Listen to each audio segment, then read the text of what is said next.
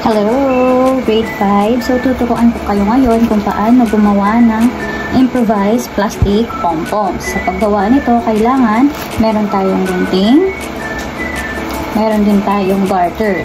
Itong garter na ito, always make sure na fit siya sa ating wrist, kagaya nito. So, dapat sakto siya sa ating wrist. Okay, so kapag sakto siya, hindi masyadong masikip at hindi rin masyadong malawang, okay na ito no? Ngayon, kailangan din natin sa ating improvised pom-poms ang plastic strips. Ayan, so plastic strips.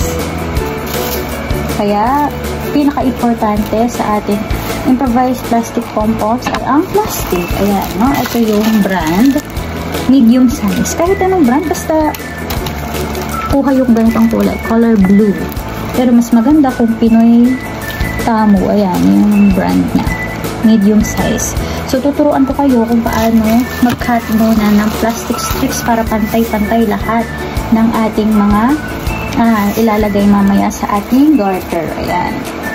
So, for example, ayan, ito yung isang plastic.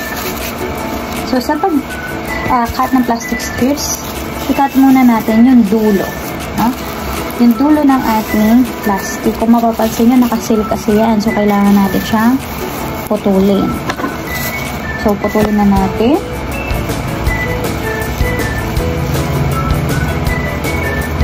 Yan. Pag naputol na natin, ayan na, naputol na siya, no? Naputol na yan. Yung taas naman ang ating puputulin. Ito, yan, yung dalawa na yan. Puputulin natin to. Ipapantay lang natin siya dito. Yan. Ipapantay lang natin. Yan. So, natanggal na. Naputol na natin. So, dapat ganito ang magiging itsura niyan. Naputol na yung ilalim. Naputol na din sa taas. Ngayon, ibubukan natin to. Ibubulat-lat natin ang gano'n. So, ayan, no? O, kita-kita. Nakawang nawa. Okay. Ngayon, gugupitin lang natin yung gitna nito. Ano? Kahit saan dyan. Basta, gugupitin natin or hahatiin muna natin ito. Yan. Tapos yan, kung nakapansin nyo, magiging isang buong plastic na yan. Ayan. Isang buong plastic na siya. Tapos nito, i-fold natin ito sa dalawa.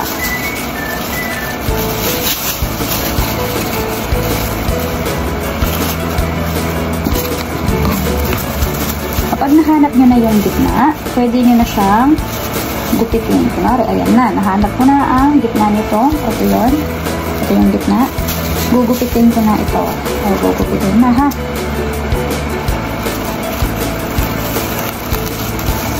Pagkatapos gupitin ang gitna, lumiit na ang ating plastic. Pagkatapos ito, isa pa, ipa-fold ulit natin ito. Hahanapin ulit ang gitna.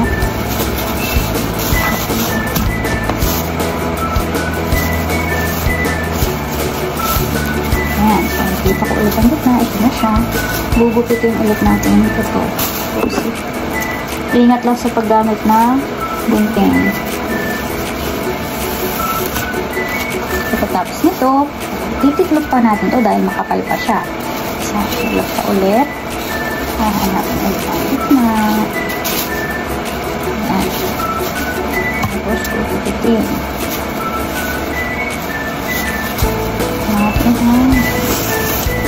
Yan. So, pagkalas yan, diba? Lumiit na siya. Gugupitin pa natin to. Ito na yung pinakalas. Ganyan dapat kakapal ang ating plastic strips.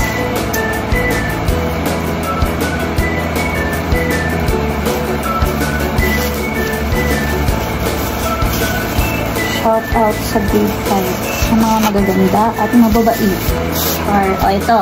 Meron na tayong mga plastic strips ngayon. Dahil meron tayong plastic strips, pwede na tayong gumawa ng plastic pom-poms. So, kanina sabi ko sa inyo, meron tayong garter. Yan.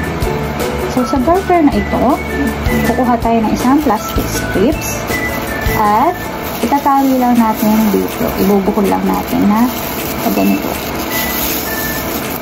Yan. So, dapat Ayan, ganyan.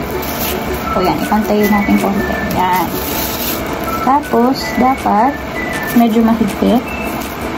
So, nakaisa na tayo. Ang mangyayari lang naman dito, kailangan palibutan natin ito ng mga plastic strips. Okay? So, isa pa. Papalibutan lang natin ito lahat. Bubuhulin lang natin ito. Ganyan. So, dalawa na yan.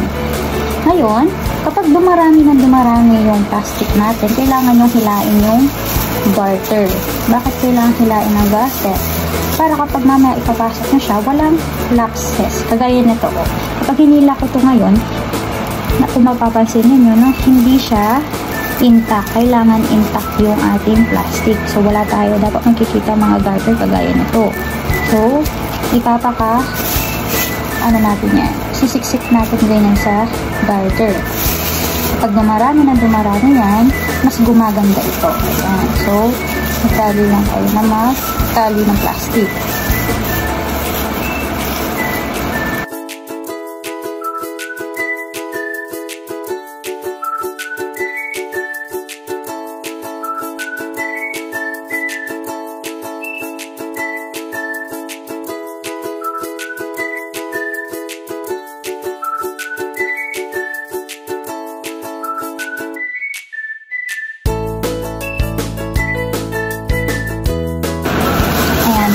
Kung mapapansin ninyo, nasa kalahati na yung nagagawa ko.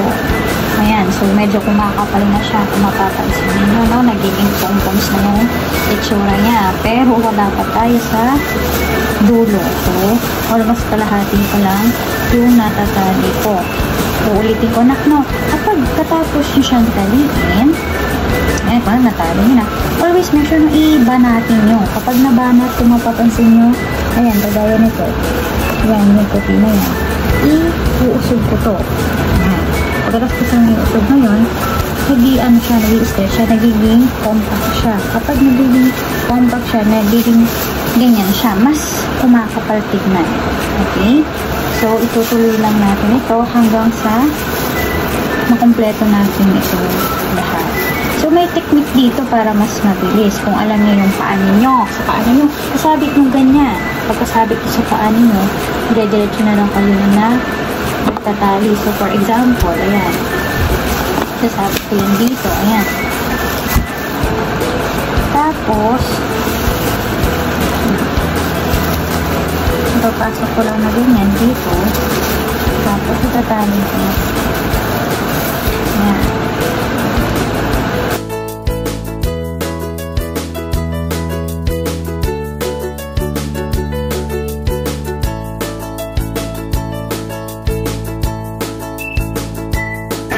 Ito na siya. Ayan. So, salit na yung pasok.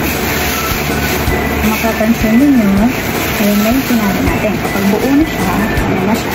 Ayan na ang ating improvised pom-pom. Ayan na siya. Diba? Hindi siya nalalaglag. Ayan siya. Dahil, bitsura na.